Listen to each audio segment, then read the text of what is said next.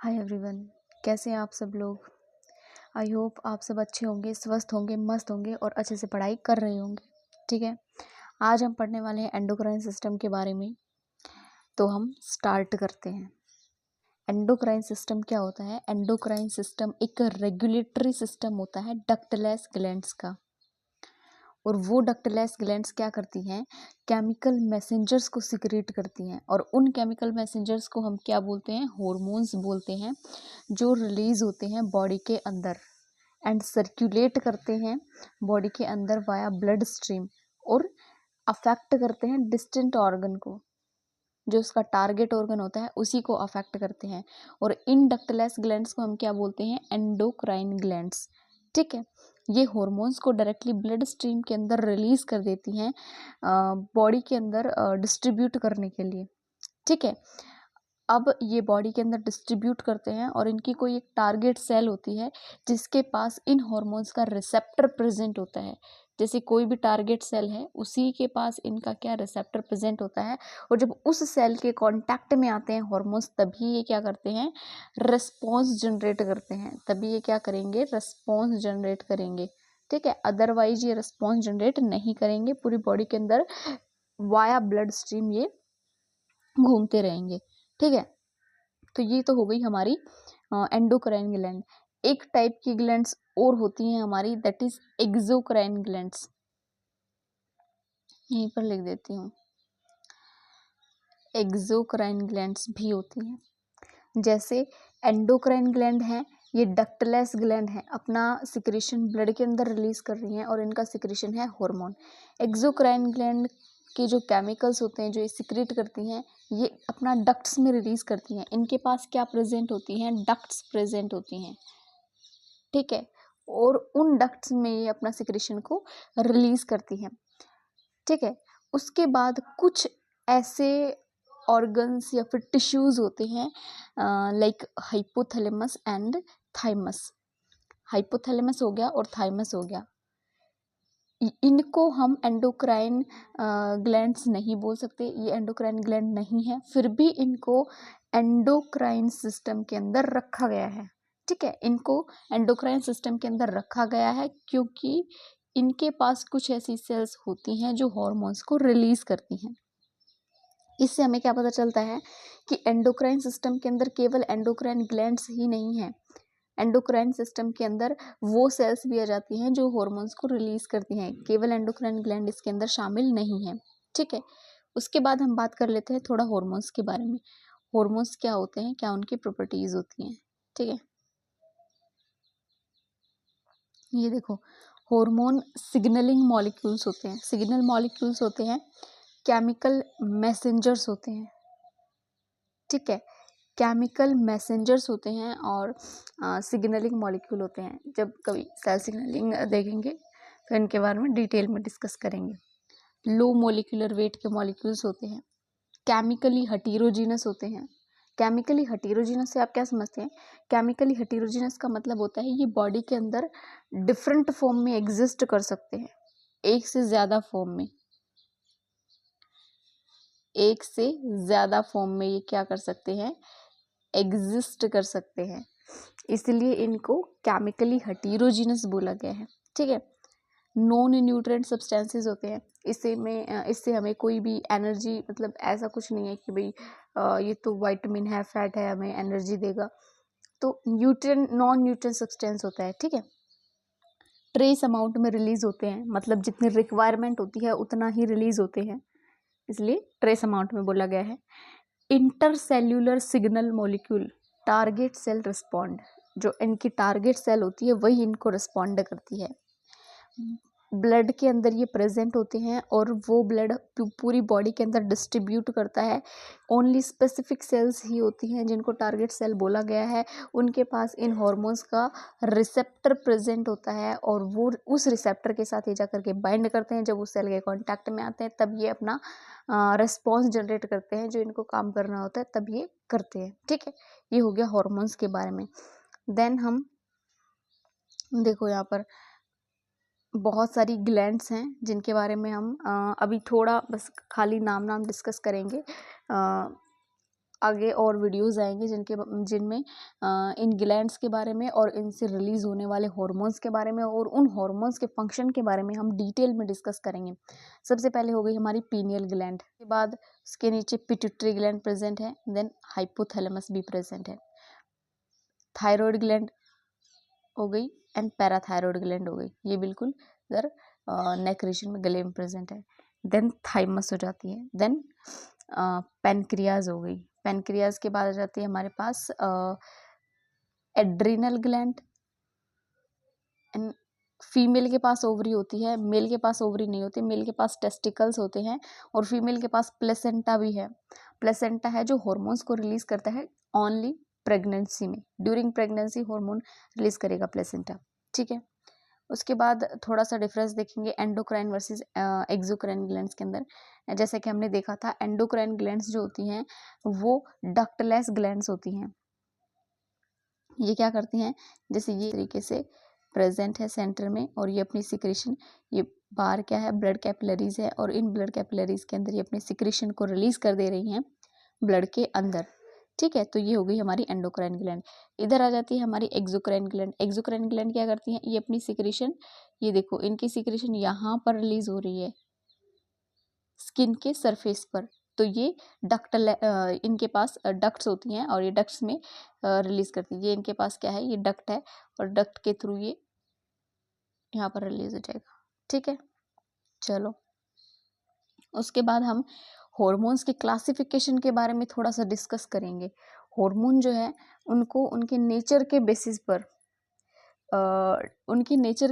पर इनको डिवाइड किया गया है दो कैटेगरीज में, lipid soluble hormones and water soluble hormones, ठीक है। ये यहाँ पर हो जाते हैं लिपिड सोल्यूबल एंड यहाँ पर हो जाते हैं water soluble, lipid soluble hormones and water soluble hormones. अब लिपिड सोल्यूबल की कैटेगरी के अंदर आ जाते हैं steroid hormones and thyroid hormones. Steroid hormones जो होते हैं वो कोलेस्ट्रोल से मिलकर बनते हैं, मतलब इनका प्रीकर्सर होता है वो कोलेस्ट्रोल होता है, ये कोलेस्ट्रोल से डिराइव्ड होते हैं। उसके बाद थायराइड हार्मोन आ जाता है।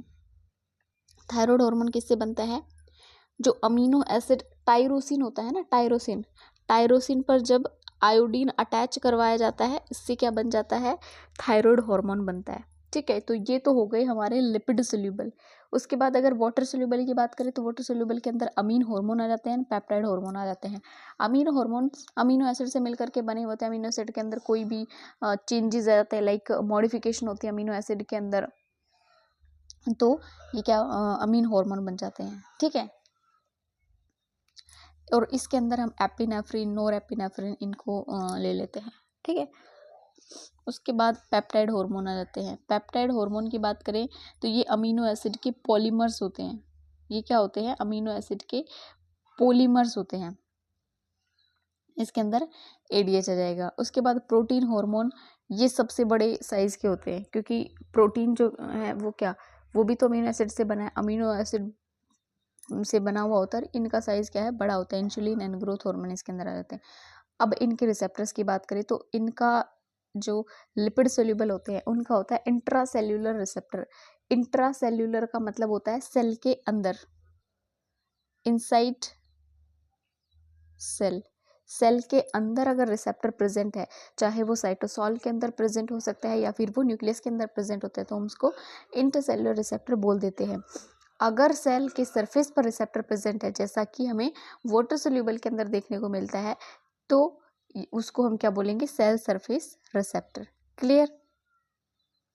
देखो जो लिपिड सोल्यूबल हार्मोन्स होते हैं, हमने अभी देखा कि जो लिपिड सोल्यूबल हार्मोन्स होते हैं, जैसा कि हमें नाम से पता चलता है कि लिपिड सोल्यूबल हार्मोन्स, जो लिपिड सोल्यूबल होंगे, ऑब्वियस सी बात है सेल के ऊपर कवरिंग होती है प्लाज्मा मेम्ब्रेन की, और प्लाज्मा मेम्ब्रेन जो है वो लिपिड बाइलेयर से मिलकर के बनी हुई होती है।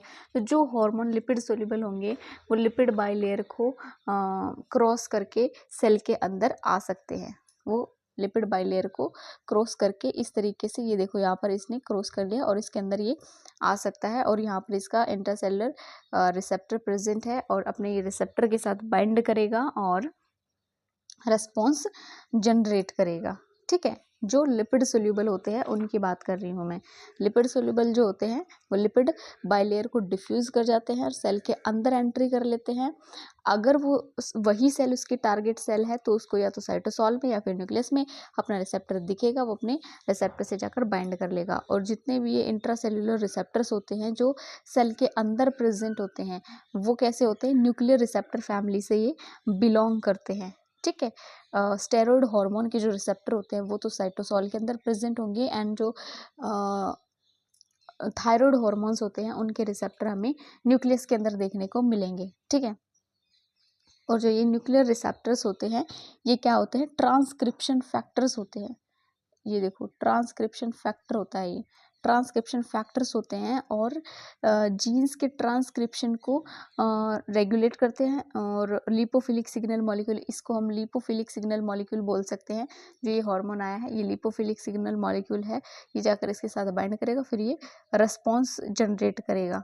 ठीक है, किसी भी जीन, कोई भी जीन है उसके जीन के ट्रांसक्रिप्शन को ये ऑन भी कर सकते हैं और ऑफ भी कर सकते हैं। ठीक है, बेसिकली ट्रांसक्रिप्शन को करने का काम करते हैं। ठीक है, क्लियर। उसके बाद हम देखो यहाँ पर इंट्रासेलुलर रिसेप्टर है और इस तरीके से बाइंड करके सेलुलर रिस्पॉन्स है वो जनरेट करता है। दूसरी तरफ आ जाते हैं हमारे पास वाटर सोल्यूबल रिसेप्टर्स, नहीं वाटर सोल्यूबल हार्मोन्स। ठीक है, दूसरी तरफ क्या आ जाते हैं हमारे पास, वाटर सोल्यूबल हार्मोन्स। अब जैसा कि हमें नाम से पता चलता है ये वाटर सोल्यूबल है। वाटर सोल्यूबल है तो क्या, वाटर सोल्यूबल है तो लिपिड लेयर बाइलेयर को क्रॉस करके इधर नहीं आ सकता, सेल के अंदर नहीं आ सकता। ठीक है, जो ये लिपिड बाइलेयर है ये इसको क्रॉस करके अंदर नहीं आ सकता। ठीक है, और इस कैटेगरी में अमीन, पेप्टाइड और प्रोटीन हार्मोन ये सब आ जाते हैं जो लिपिड बाइलेयर को क्रॉस नहीं कर सकते। ठीक है, तो ये सेल के अंदर नहीं जा सकते, तो ऑब्वियस सी बात है इनके लिए रिसेप्टर सेल के पास ही प्रेजेंट होगा। तो इनके जो सेल, जो प्लाज्मा मेम्ब्रेन है उधर ही सरफेस पर प्रेजेंट होगा, और ये ट्रांस मेम्ब्रेन प्रोटीन होगा, मतलब ट्रांस मेम्ब्रेन होगा बेसिकली। ठीक है, ट्रांस मेम्ब्रेन होगा।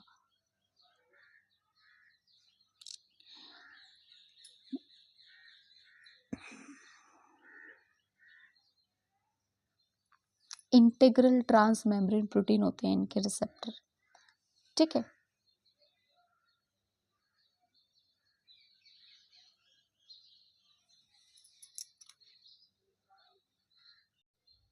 जो ये वाटर सॉल्युबल हार्मोन्स होते हैं ये भी ट्रांस मेम्ब्रेन प्रोटीन के, ये ट्रांस मेम्ब्रेन जो इनका रिसेप्टर होता है उसके साथ जब ये बाइंड करते हैं तो ये क्या फर्स्ट मैसेंजर के जैसे एक्ट करते हैं। ठीक है, ये यहाँ पर किस तरीके से एक्ट करेंगे, जब ये इसके साथ बाइंड कर जाएगा, ये जब इसके साथ बाइंड कर जाएगा तो ये फर्स्ट मैसेंजर के जैसे एक्ट करेंगे, फर्स्ट मैसेंजर के जैसे।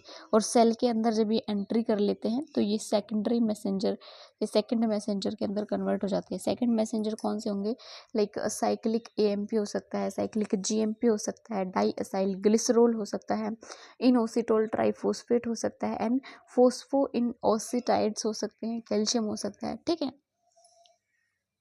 यहाँ पर स्पेसिफिक स्टिमुलेटेड हार्मोन का जो रिस्पॉन्स है वो जनरेट होगा। ठीक है, तो इस तरीके से ये प्रोटीन काइनेज ए और सी सेलुलर रिस्पॉन्स है वो जनरेट करेगा। अदर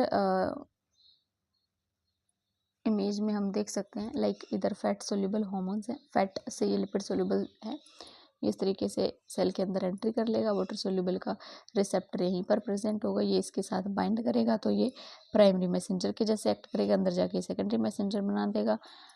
इधर देखिए ये इसने अपना इसके साथ बाइंड करके रिस्पॉन्स जनरेट कर दिया है, इसके साथ बाइंड करके रिस्पॉन्स जनरेट कर देगा, तो ये सेकेंडरी मैसेंजर से प्रोटीन काइनेज ए और सी की फॉर्मेशन करेगा, देन ये भी सेलुलर रिस्पॉन्स जनरेट करेगा।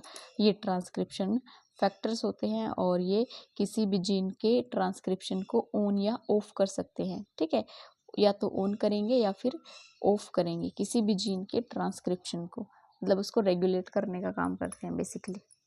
ठीक है, तो गाइज ये होता है हमारा थोड़ा बहुत एंडोक्राइन सिस्टम के बारे में। आई होप आप सबको समझ आया होगा। Thank you so much. अगर आपको हैंड रिटन नोट्स चाहिए, मेरे नोट्स से आप पढ़ना चाहते हैं तो चैनल को सब्सक्राइब कीजिए, वीडियो को लाइक कीजिए एंड शेयर कीजिए। Thank you so much.